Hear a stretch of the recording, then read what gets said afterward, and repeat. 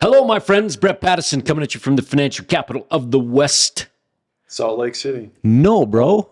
The land bountiful. The land bountiful. Here with the chairman, how you who doing? still thinks we're in Salt Lake City.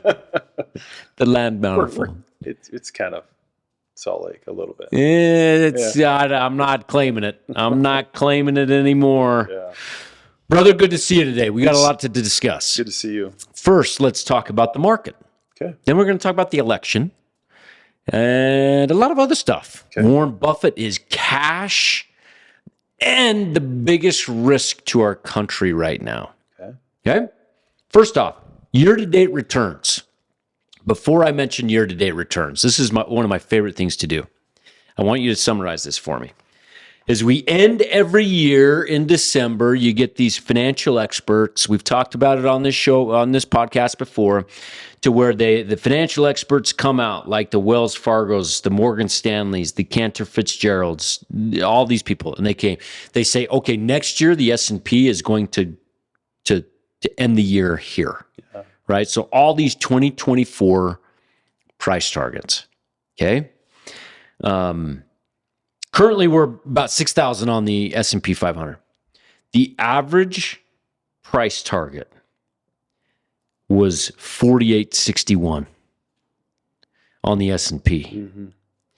Currently, the S&P 500 is up 24.22% on the year. The NASDAQ's 24.87%. What does that tell you, Brian, when you hear the average guess was about, I think it was about a 4 to 6% return on the S&P, and we're up 24. You said it. It was a guess. It was a guess. It's just a guess. It's I mean, it's fun to try to predict what the market's going to do in the upcoming year. But that's all it is. It's just a guess. Nobody knows what it's going to be, where we end up in the year. And there's so many things that develop during the year that can change the trajectory of where the markets are going. Interest rates, inflation, politics, all of that has an impact on, where the market goes. And it's just, who can predict that? It's impossible to predict it. No one can. We've played this game before and tried to predict what the market's going to do. Yeah. I don't take it too seriously. I just the market's going to be up, 10 or 15%. And hey, if I don't take it too serious, that's probably the last time I even think about it, am I going to win? When you guess. Right. Am I going to win the office pool? Yeah. Am I going to win the pool? Right. The crazy thing is there's a 35% chance in any given year that the market finishes between 10 and 20%. There's also a 35% probability that it finishes 20% plus. Yeah. That's a pretty good probability. Yeah. So you're saying like 60 or 70% that it's between 10% plus. Right. Yeah. And the average is 8 to 10. Right. It's never 8 to 10. It's never 4% that these experts guessed. Right. Hey, come on. Yeah. You think about, we always talk about the average, what the market's average, is it 8, 9, 10% annually, but it never falls within, very seldom does it fall in that range, 8 to 10%. And to get those average numbers, you got to participate in those great years like we're having this year and last year. Because remember, in 2022, we had a 20 plus down year. Yeah. And if you didn't participate in 23 and 24, you're not getting average returns. You got to get those great years. Stay invested. Yes, stay invested to get those average returns. In fact, the last 12 months, the S&P's up 34.83%, NASDAQ 34.86%. So they're about the same.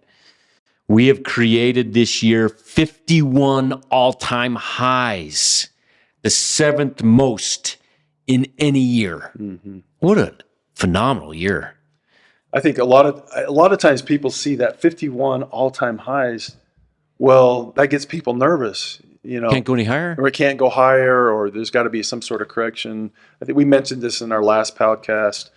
It doesn't necessarily mean that. It doesn't mean the market can't go higher. In fact, it can go. And I'm not saying it will, but it can go higher. It could also go lower. Just be prepared for both. Right. Stick to your process. Right. So we're entering November and November. I mean, we're in November. November through January is typically the best 3-month span, averaging a 4.4% return overall. So we're entering the most bullish months of the year. Do you have a theory on that? Why? Yeah. I do too. But yeah. Curious what you I mean, it's just an influx of 401k deposits, of pension deposits. People are more excited, uplifted, happier in those months. Because the new year or? Yeah, Christmas time, New Year. Yep. So it's a mentality. I kind of think, too. I agree. I think in January, the new year, it's kind of a reset. Yeah. Hey, it's a new year. We're starting over. And I think people in the last quarter, they're starting to prepare for that. Okay, next year is going to be a new year. And I also think that if you look at S&P 500 earnings, we're going to be looking at earnings for 2025 as opposed to 2024 earnings. And 2025 earnings are expected to go up even more significantly in 2025. At least that's where the expectation is. And so investors are looking forward and saying, okay, we're going to value businesses on 2025 numbers. And I think that has an effect on it too. Yeah. People playing catch up. And let me explain. The last 3 months of the year, people are playing catch up. Let me explain what I mean by that. Right now, Brian, there is in money market funds, there's $6.59 trillion in money market funds. That's the most in history. Okay, there is 17.83 trillion in cash deposits in financial institutions. Yeah. The most in history. So, what does that tell us about the last 3 months of the year when you're in that much cash and you're waiting for an election and you're nervous and all of a sudden the election's over, the market didn't go down. In fact, it's up 3.35% since Tuesday. I mean, what's that cash going to do? Well, so there is a lot of cash on the sidelines. Where is that money going to go? Is it going to go back in the market? Typically, when you have high cash balance, that's a bullish indicator, meaning there's money sitting on the sidelines that can go in the market. If deposits or cash deposits are low, there's no more money to go. Yeah, that's a bearish indicator for the markets. But cash balances are high. I would counter that a little bit because there's more cash out there than there ever has been. So, I think you'd have to take that into money supply. Yeah, there's a lot more cash in the system than there ever has been. I kind of find it funny. The Fed's balance sheet's down $2 trillion. Yeah, I think about it. True. I think about it in terms of like a business we just hit all-time revenue. Well, you should be hitting all-time highest revenues every year. A good business is going to do that most every year. So, consumer confidence levels is pretty normal. I mean, it's kind of somewhere in between. It's not real high, even though we're trading at all-time highs. Right. So you know what? Nick Murray has my favorite quote. He said, "Nobody knows nothing." Right? Yeah. We've got all this data. Nobody knows nothing. Yeah. Stay true to the process. Hopefully some of that cash comes into the market and buy things that are on sale. Yeah. That opportunity. I think, and I like the Nick Murray quote. I think especially when it comes to trying to predict, what the market's going to do in the next 3 months, 6 months, even the next year. There's things you can know, or at least have a pretty good understanding, and that is, what's a good business. Those are things that we want to focus on, and those are the things that we want to know. But when it comes to predicting what stock prices are going to do over the next 6 months or 3 months, that to me, that's what you just can't know that. Nobody can know that. It's really hard. Yeah, it is hard. That's what the market's done this year. That's the cash out on the sidelines. I tend to look at that as being bullish, but I'm not staking our client portfolios on that, right? We're staying true to our process. Right. The email, as we move into a different topic, the email that I've probably received most from clients with the question is Warren Buffett. Okay, Warren Buffett has $325 billion in cash right now, which is an insane amount of cash. He sold some Apple. He's Bank of America gone. It's not gone. Not totally gone, but it's been selling. He's been selling it. Right. Wells, that's gone a long time. Right. Anyway, he's got $325 billion worth of cash, and so the question that I'm getting is people they see Buffett doing this. What's Buffett doing, Brian? Is this something to be concerned about? Yeah. Or is it like, what does this mean?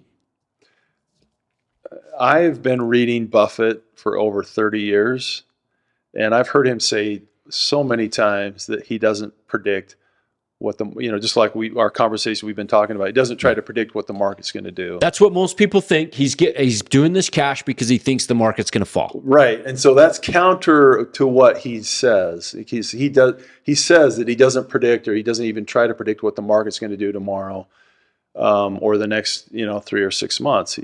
So it's hard to say exactly why he's raising cash or why he has been raising cash. One thing is Berkshire's their revenue is at all-time highs as well. The business is generating a lot more profits than it ever has before. Yeah. They're generating every quarter. They're generating lots of excess free cash flow, and so that's a natural thing. And he has to find ways or find areas to put that money to work. And so it's hard to say exactly why he's got lots of cash. I would say that the market in general, if you look at the valuation on the S&P 500, it's not what we'd call cheap. I'm not, and I don't think it's a bubble, but I don't think it's extremely cheap either. And so I think he's possibly looking at that. The other thing that you and I have talked about. But is he ever sold based on hey, Apple, the valuation on Apple, I've owned it for a long time. The valuation is horrible. I'm going to sell and then buy back when it's cheaper. No, he doesn't do that. He's not doing that. No, he doesn't do that. No, he doesn't. He's not. I would be very surprised if Apple were to go down, he'd go back and buy more. He's not going to. He's not timing stuff. No, he's not. And he said in the last May in the Berkshire annual meeting that he felt like Apple years from now would still be their largest holding. Apple was by a long shot significantly bigger than any position that Berkshire owned. By a long ways, by billion in equities, yes. In equities, right? Yeah. And so, yes, he's been trimming Apple. Apple looks to me fully valued, or fairly valued, trading around fair value. I don't think it's a bubble, but I think who knows? We're not putting words in his mouth. Why is he selling Apple? Maybe the position got too big in his portfolio, which. I've always speculated if Charlie was here, I don't think Buffett would be selling Apple. You said that the other day. What would Charlie be saying right now? And you got to put this into perspective. And this is very important for anyone when they hear something to do. Meaning, you hear Buffett has $325 billion worth of cash, which is the most cash he's ever had. Okay, well, let's put this into perspective in a percentage, right? Meaning you need both a denominator and a numerator to be able to assess anything. So in this regard, what percent of his total assets is now in cash versus what it's been in the past? Right. Okay. The average amount of cash that he has, and I'm going to round up here, 15%. Okay, that's the average that he's had throughout history. Back in 2002, 3, 4, maybe 6, he had over 45% of his assets in cash. Okay? Right now, he's at 28%. 28% in cash. putting that into perspective, it's like, oh, maybe this is just the ebbs and flows of the way Berkshire Hathaway does business. Right. Well, it is. It's not. This cash levels are not all-time highs for sure. It is a little higher than it's higher than the average of 15%. Is that what is it? Yeah. 28% there. 28%. Yeah. The other thing that we've talked about is he building cash because he's eyeing a specific investment out there that he needs the cash to buy a big investment. I saw the other day in the paper, I read that Berkshire has enough cash to buy all but about 25 of the biggest companies in the crazy? In the country. All but about 25. He could buy the whole. If you look at the S&P 500, all of 475 of those companies outright with the cash they have. Yeah. As a shareholder, I love that. I mean, I love the strength of Berkshire's balance sheet. Would love to get a dividend. And if there is a decline in the market, and there's some great opportunities, I'm hopeful and confident that Berkshire is going to put that money to work at great prices. Yeah. So I like that. Here's my speculation, okay, that I text you and Spencer about. I think Nebraska football is in need of some help. Yeah. So's Utah. NIL, right? So's my Utes. Yeah. I think he's starting an NIL fund for Nebraska Cornhuskers. Right. I'm kidding. Yeah. The bottom line is we have no idea why Buffett has that much cash. It could have been just that he's realizing gains because he thought Kamala was going to win and raise capital gains, right? I want to realize it this year, not yet next year, because the Trump tax cuts would have ended. That's not the case now, right? But I mean, there could be a million different reasons why. He's actually commented on that if he knew that capital gains tax rates were going to go higher, that he might be inclined to, sell positions at a, realize some gain with a lower, realize some gains with a lower tax bracket. But that doesn't look like it's going to happen. So that brings up our last topic of the day since November 5th, which was Election Day.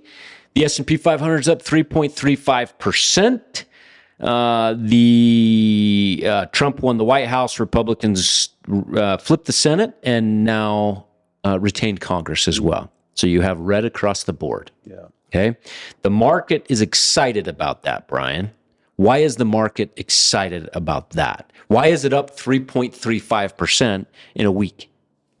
I think just as we talked just a minute ago about corporate tax rates, those Trump tax cuts that was initiated in his first presidency will likely not roll off. They'll be extended and maybe even lowered, maybe lower or made permanent. Yeah.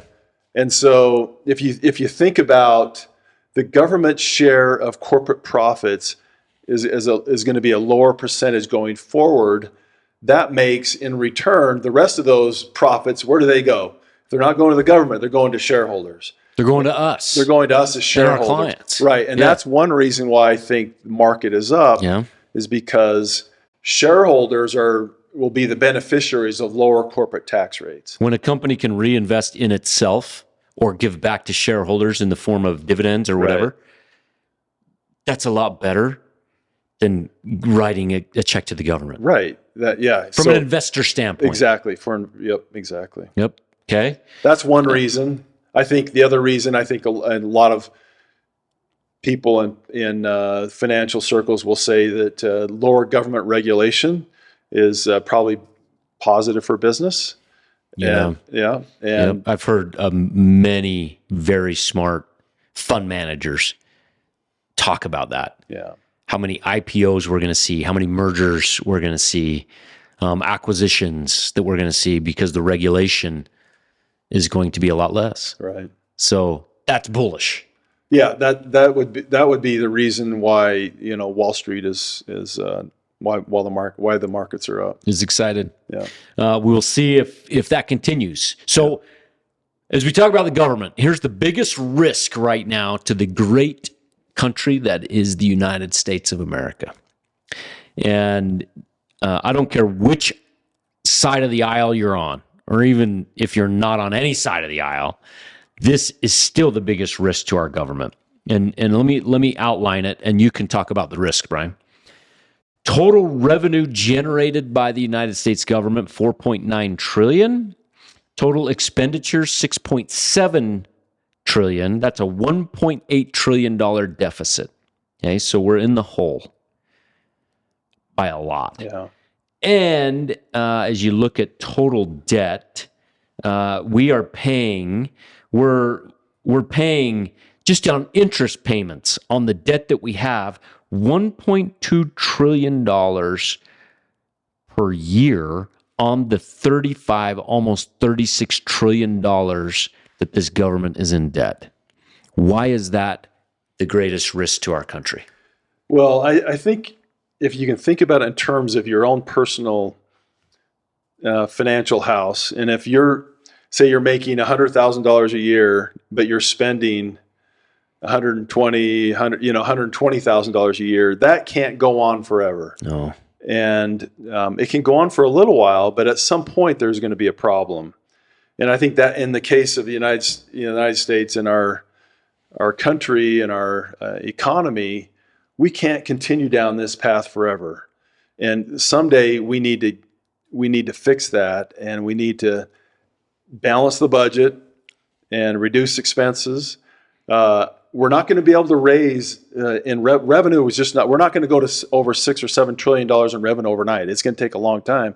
If we don't control our expenditures, that's a recipe for disaster. So we need to fix it. So you've got Elon Musk and Vivek Ramaswamy coming in to lead the Department of Government Efficiencies, and they're talking about getting rid of a lot of things, right, and a lot of regulations. Right.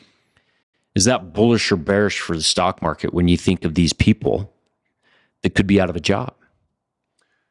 Yeah, I mean, that could have a negative impact or on employment rates. We might see unemployment rates go up. Could we see a recession come out of that? That's what I'm hearing from a lot of people right now that are concerned. It's hard to say. I don't By the way, know. that's not me. Yeah, I know. But that's a concern. Yeah, I don't know. I mean, it's a concern, but I don't know. In fact, they're talking about they might give these government employees 2 years of severance and for them to find jobs. And I think it's a positive thing in the long run that these people can go to work in industries and business that can, grow our economy as opposed to grow the government. Grow the government. This is the part, and I don't care what side of the aisle you're on. This is the biggest risk to our government, and this is what we need to address. This is what makes me most excited about